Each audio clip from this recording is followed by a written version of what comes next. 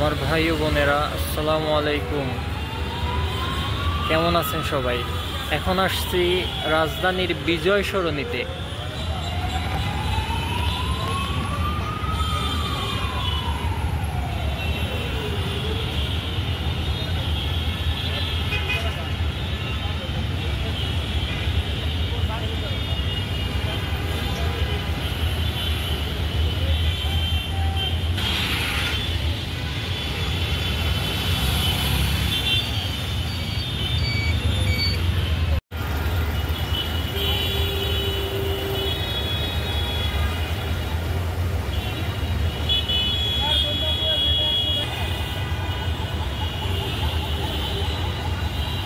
ডান দিকে গিয়ে আগারগাঁও, আর এই সামনের এই দিকে হচ্ছে আপনার সংসদ ভবন, জাতীয় সংসদ ভবন।